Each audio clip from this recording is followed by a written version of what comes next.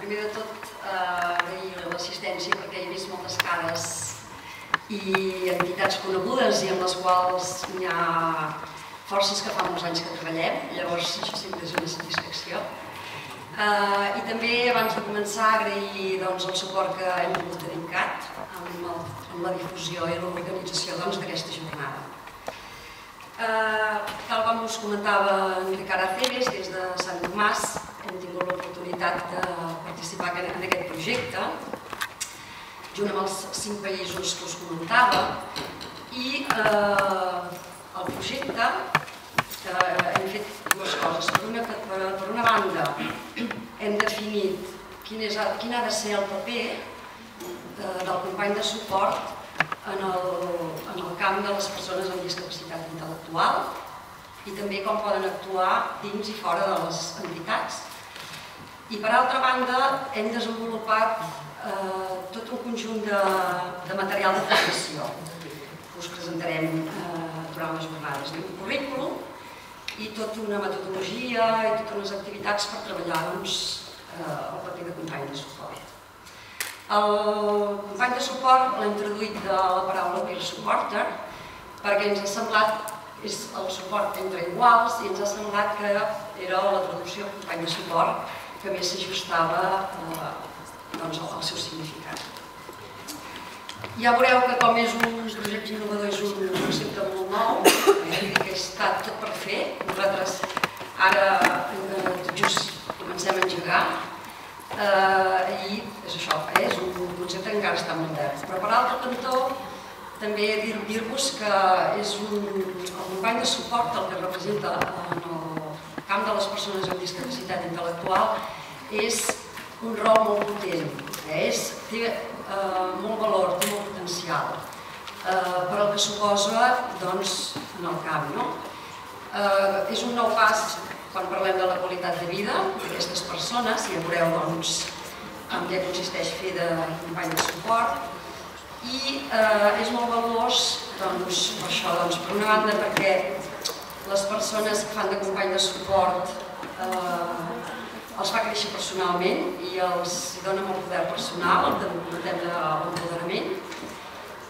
També és molt valuós perquè aquest paper és una nova valoració social per ells, vull dir que els valora socialment, i per altre cantó perquè l'efecte que fa el paper de company de suport amb les altres persones, que ja veureu la importància que té per les altres persones, fa que un efecte multiplicador perquè aquestes persones participin cada cop més en entorns inclusius, que és una mica l'efecte, ara veureu, que es pretén que tingui aquest company de suport entre les persones amb discapacitat. Llavors, abans d'entrar ja en el que és el company de suport, l'objectiu d'aquestes jornades són dos. Un és presentar-vos tota aquesta informació que us comentàvem. En els 6 països que van participar en el projecte, una de les fases importants va ser, un cop vam definir quin era el rol del company de suport i quines habilitats i conceptes mínimes havia de tenir, es van desenvolupar cursos de formació simultàniament en els 6 països. Llavors, el resultat d'aquests cursos de formació els vam posar en comú i vam elegir les millors pràctiques a fi de preparar tot aquest material que també avui us presentarem. Bé, ja passant a veure qui és el company de suport. A veure, tots hem sentit a parlar de companys de suport amb paraules molt semblants en altres àmbits. Per exemple, segurament que molts de vosaltres heu sentit parlar en el camp d'algunes malalties, com per exemple persones que pateixen una diabetis, persones que fa temps que pateixen aquesta diabetis, que donen suport a persones que tot just se'ls ha diagnosticat la malaltia.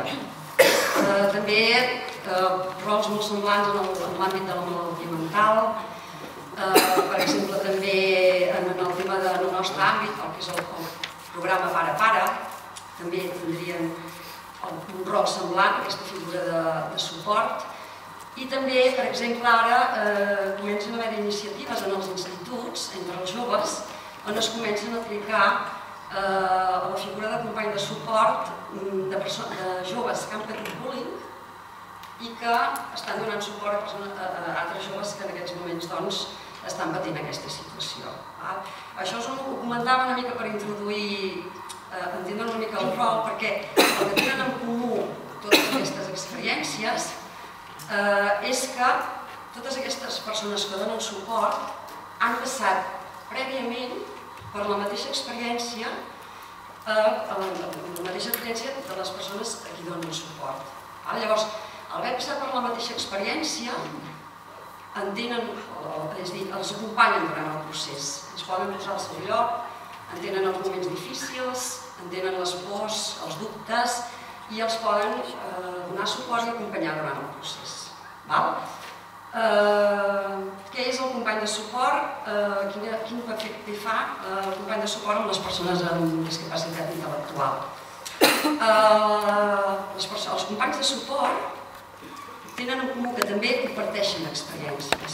Comparteixen experiències que ells han viscut i que són exemples positius per les altres persones amb discapacitat intel·lectual.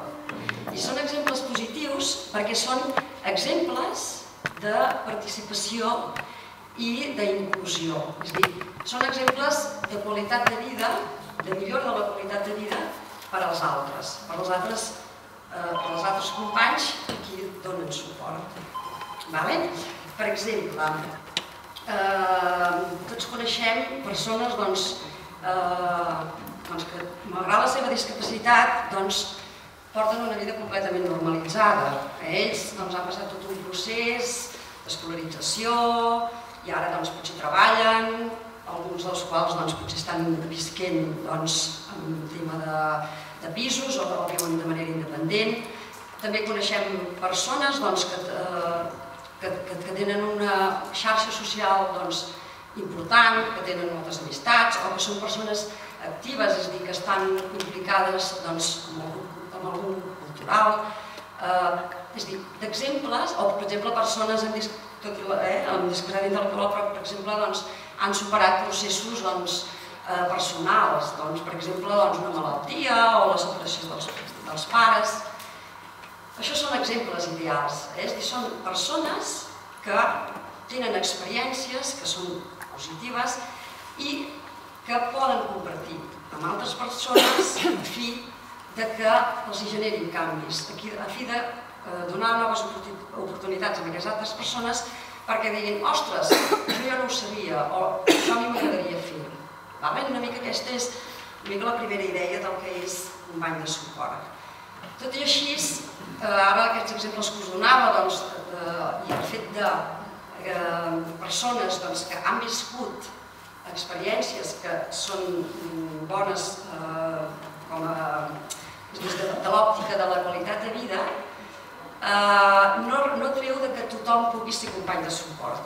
Ja veureu que aquest projecte és un projecte que es basa en els principis d'inclusió i de participació i, per tant, parteix que tothom pot ser company de suport. És a dir, tots tenim i hem viscut experiències que són positives, és a dir, si tirem enrere la nostra biografia, segur que tenim totes coses per comentar, és a dir, exemples de dir, ostres, això jo ho comento a vegades per donar suport a alguna altra persona quan ho veig adequat i només és qüestió d'identificar aquestes experiències, aquests exemples que hem viscut, donar-los valor i voler-los compartir. Llavors, és un projecte on tothom, totes les persones amb discapacitat intel·lectual poden aprendre a ser millors companys de suport. Normalment, les persones amb discapacitat només reben el suport de professionals i de familiars, del treballadora social, o del pare, o del germà, etc. I poques vegades reben un suport o una ajuda de persones igual que elles. Llavors, també és un nou suport per a aquestes persones perquè és molt diferent el suport que pots rebre d'un igual al suport que pots rebre d'un professional. Això no vol dir que ara supleixin els professionals, tots tenim les nostres, tothom té les seves funcions i totes són necessàries, però sí que és la introducció d'un nou suport que poden gaudir les persones amb discapacitat. Llavors, en anglès es feia molt, quan parlàvem de quin havia de ser el rol del company de suport, es parlava molt de la paraula lever, que lever en anglès vol dir palanca, i amb la idea que el que és el company de suport per als altres és una petita empenta, és un suport on el company de suport explica la seva experiència, és una experiència que és valorada perquè és inclusiva i participativa, i amb aquesta experiència dona una petita empenta de suport perquè altres persones com ell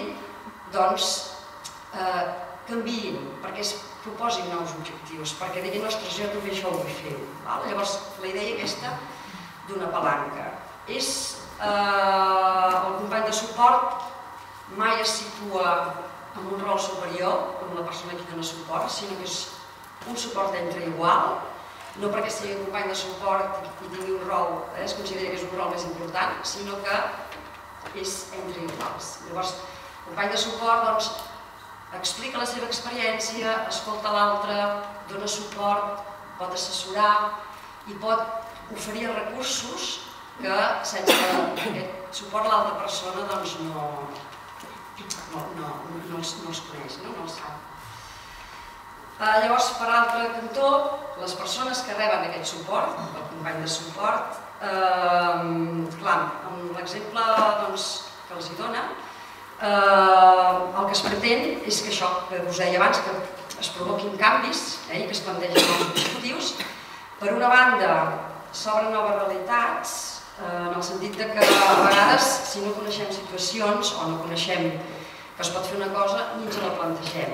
Llavors, amb l'exemple del company de suport, de dir, mira, jo em vaig apuntar en un viatge, això obre noves perspectives, obre noves oportunitats per a les altres persones. Llavors, de poder dir, ostres, mira, això sí que és el que jo m'agradaria fer, això és el que jo necessito. Amb l'exemple del company de suport, el que es pretén és que s'obrin noves oportunitats. També, per exemple, processos de transició de canvi. Per exemple, tots coneixeu quan una persona ha d'entrar en un pis tutelat, per exemple, que ha de deixar la família, és un canvi important i moltes vegades aquests canvis no són voluntaris. Llavors, com a tothom, tots quan ens hem d'enfrontar amb una cosa nova podem tenir pors i podem tenir dubtes. Llavors, en aquests processos de canvi, el company de suport, que serà una persona que ja ha vist un pis tutelat i que prèviament hagi passat aquest procés, pot acompanyar durant sobretot els primers dies o abans quan es planteja que ha d'anar a veure un pis tutelat, pot acompanyar amb aquesta persona i pot facilitar tot aquest procés. El que us deia abans també, el company de suport pot oferir i fer conèixer recursos de la comunitat, de dir, mira, si vols aconseguir això, jo conec, jo sé, jo conec, pots anar aquí, pots... Sempre amb la idea d'utilitzar els recursos entre més inclusius millor. I també un dels beneficis que es van considerar que poden tenir les persones que reben aquest suport és per al reconeixement dels seus drets. Moltes vegades, com totes les persones evidentment amb discapacitat intel·lectual tenen uns drets i poques vegades es fan valdre. Llavors, l'exemple d'un company de suport que amb el seu exemple els pugui obrir els ulls dels drets que tenen, també es considera que és un benefici per a les altres persones. Com poden actuar els companys de suport? Amb exemples que així veureu, anem perfilant una mica el rol del company de suport. El company de suport pot actuar de moltes maneres. El que és el rol de company de suport, i una mica en funció de criteris li anem posant exemples perquè veieu una mica com et poden actuar, tant fora com dins les entitats. Un dels criteris és el que hem anomenat de manera informal i de manera en situacions més formals o entre cometes més professionals. De manera informal ens referim a això. Per exemple, nosaltres organitzem un curs perquè volem que els companys formar companys de suport, volem que un grup de persones siguin millors companys de suport, que al final els hi ha d'identificar les experiències que ens han viscut i que les puguin compartir amb l'altra gent.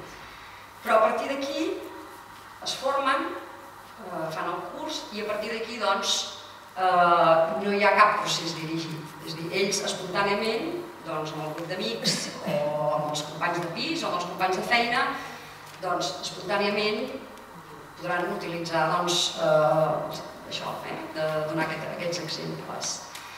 De fet, hi ha molts companys de suport naturals, és a dir, que no cal fer cursos, sinó que entre nosaltres també ho fem. He de dir, ostres, jo vaig fer una vegada, si et sembla, et dono aquesta informació, una mica aquesta idea de fer-ho a nivell espontani. I llavors, també un company de suport pot actuar en aquestes situacions que dèiem més formals o més dirigides, que és quan les entitats formen un grup de persones, de companys de suport, amb un objectiu clar, perquè donin suport als altres per un determinat àmbit o un determinat aspecte. En aquest cas, per exemple, en el procés això que comentàvem de transició d'escola a treball, nosaltres justament estem en el servei de l'entitat que ofereix el recurs d'aquest procés, de persones que acaben l'escolarització obligatòria i han de passar el procés de formació per aconseguir un lloc de treball.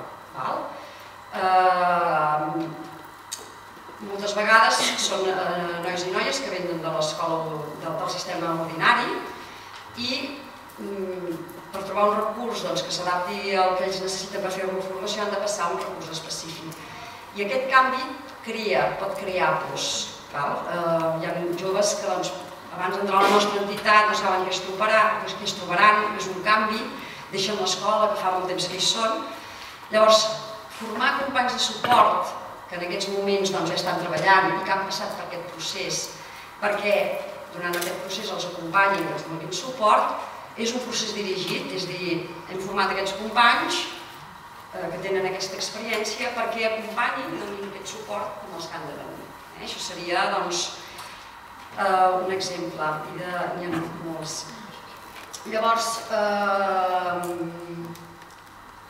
per exemple, per ajudar a millorar algun àmbit, això us comentava dels pisos tutelats, persones que ja viuen en pisos tutelats i que també, amb el seu exemple, animen o ajuden els altres a fer el canvi.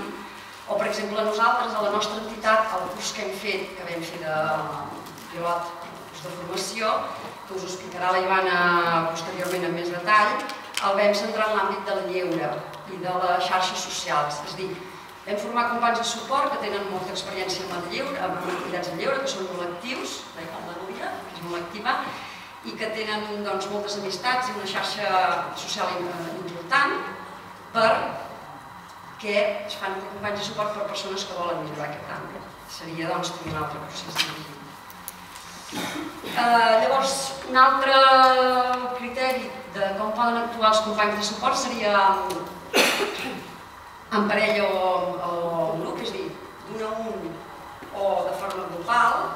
Per exemple, parelles de persones amb discapacitat intel·lectual que volen anar a viure junts i es troben un parell de parelles que ja hi viuen i un grup de persones, de parelles, i aquest suport també de company de suport es pot fer en grups, no ha de ser sempre un a un.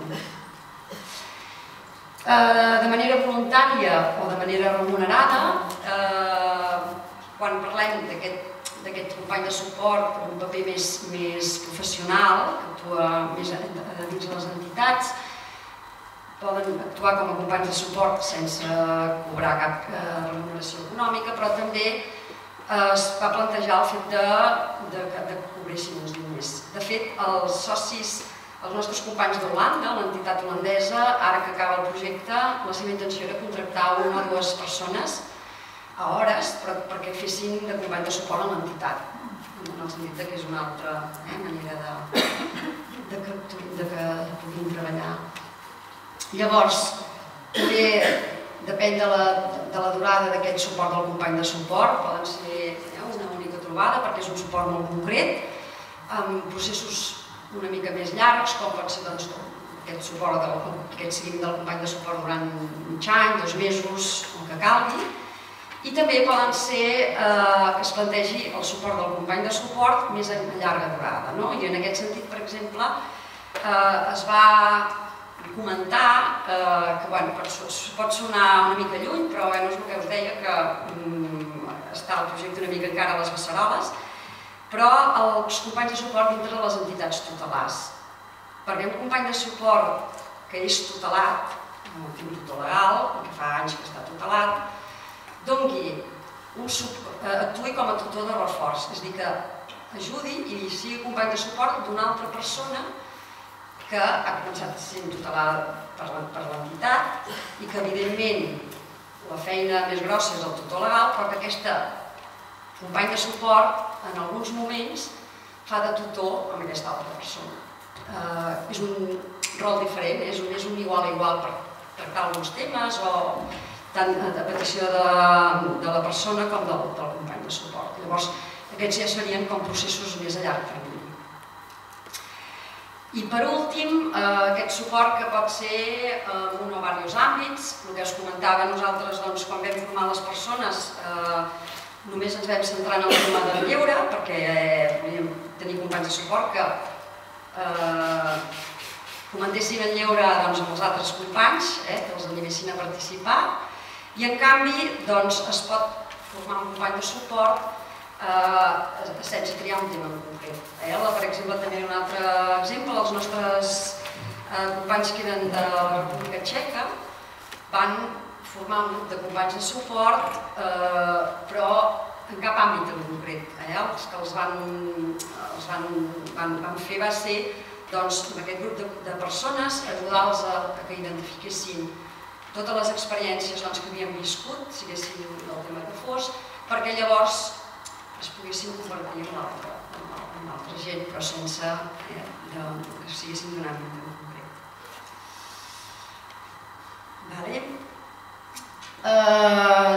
Ara us donaré pas a la Núria Moles, la nostra companya. La Núria és una persona que ha participat com a companya de suport en el primer curs que hem fet.